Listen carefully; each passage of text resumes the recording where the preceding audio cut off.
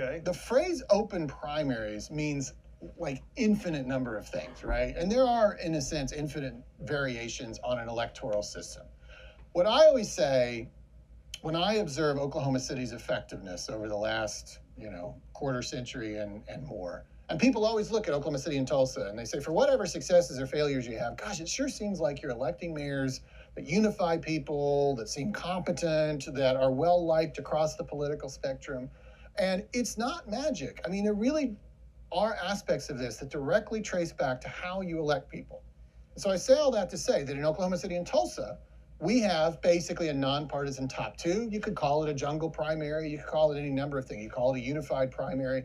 But the reality is it has two principles that I think are critical. Every voter gets to see all of the candidates, and all of the candidates have to face all of the voters. And we have all, or three of the four of us, unless you have a secret chapter of your life I don't know about, have all run through.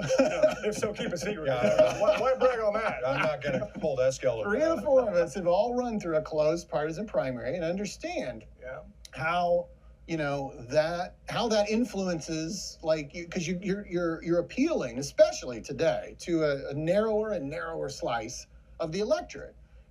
I guess, in contrast to the two of you, have run in the different system. I have also run in a system like we have in Oklahoma City, where when I faced the electorate, it was every registered voter, every Republican, every Democrat, and every independent. And it's just a different incentive structure. And I think the evidence bears it out, you naturally get a better outcome. You get candidates who are trying to bring people together. I often say that neither in Oklahoma City or in the country are people actually all that polarized. Maybe the extremes are, 15% at both ends, but there's a 70% of people in the middle who just want to work together and get things done. They are Republicans, independents, and Democrats. They're willing to compromise.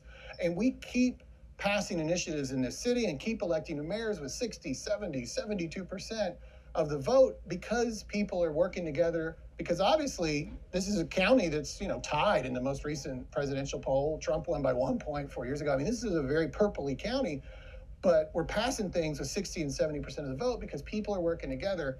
And what we have seen as a formula for success in Oklahoma City absolutely could be replicated at the state level, and that's what people are talking about. All right, I want to talk more about this. You're talking about the 15, open primary. You're talking about the 15% of either party showing up. I do want to talk some more about that. And how would you vote? Would you vote for one person, or would you vote for two, or how would it work? We're going to talk more with our very popular mayor, David Holt, all around the country, coming up on Flashpoint. Open primary statewide.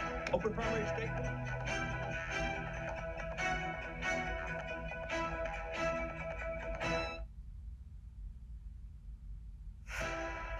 Here with our Oklahoma City Mayor, David Holt, who's getting ready to go be one of the prime speakers at the Clinton Global Initiative, talking about, of course, the 30th anniversary coming up, the 30th commemoration, I hate to call it an anniversary, of the Oklahoma City bombing, in which President Clinton played such a role. With Frank Keating. With Frank Keating.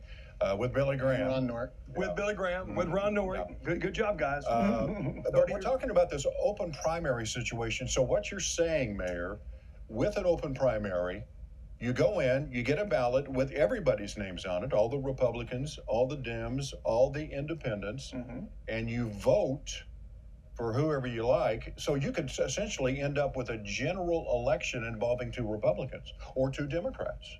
Yeah, whoever get the most. In the current political dynamic of Oklahoma, that last option is almost impossible. But that dynamic wouldn't really change because you wouldn't do away with parties. So you would still you still have the party names. Yeah, right. So it could be two Ds. That could be your final. It could be two Ds, two Rs. Maybe in the House District 88 or something, but not statewide. You'd probably have two Rs in many cases, but given the current, the prevailing political. I mean, there's a Senate.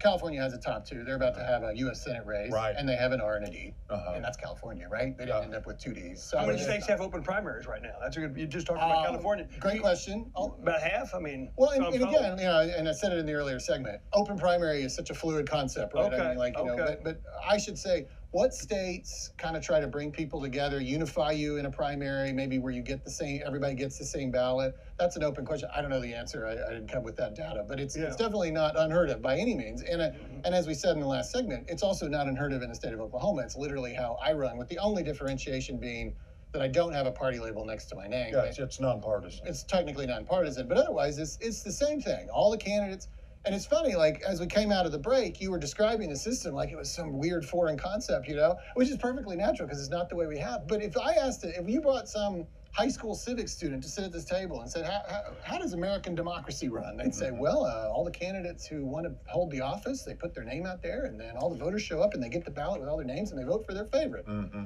It's not that weird, right? Yeah. So when I hear open primary, I hear jungle primary, I think about Louisiana, 1992. Okay. Buddy Roemer was governor. He was a Democrat, switched to Republican as governor while he was governor. Okay. Edwin Edwards had been to prison, former Democrat governor, running for governor. David Duke, state representative from Metairie, Louisiana, a Republican, former Grand Wizard of the KKK, all running a jungle primary in 1992 in Louisiana. Yes.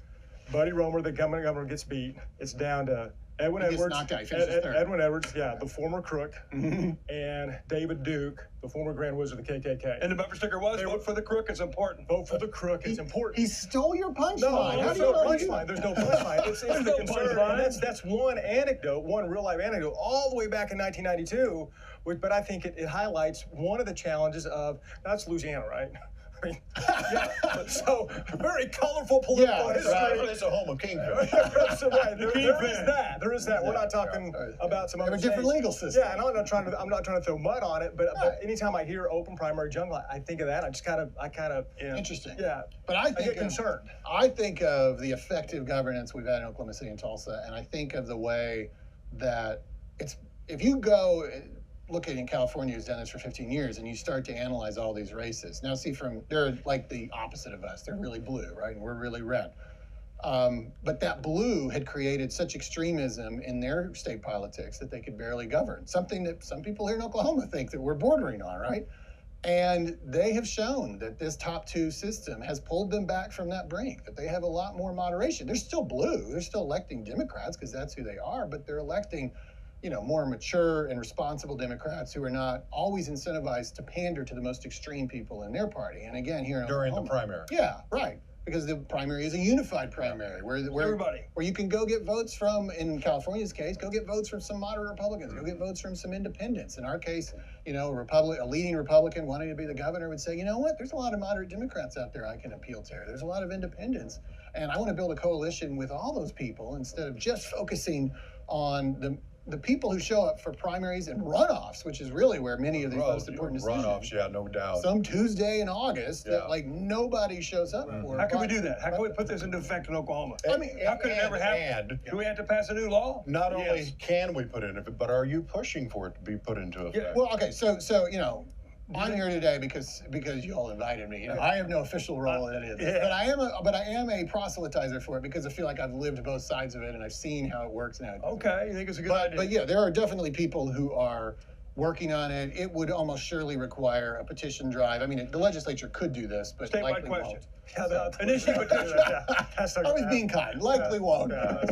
Julie Canusa, the Academy of State Goals. There's people like that talking about this right now. Oklahoma Academy has had this as one of their ideals for a decade. Yeah, that's right. There's lots of really smart people who have seen the success in Oklahoma City and to some extent Tulsa and want to see that replicated at a state level and just want to see candidates incentivized to represent all of us again, and not just appealing to such a narrow slice of the electorate that's not really representative of the whole. That's fair.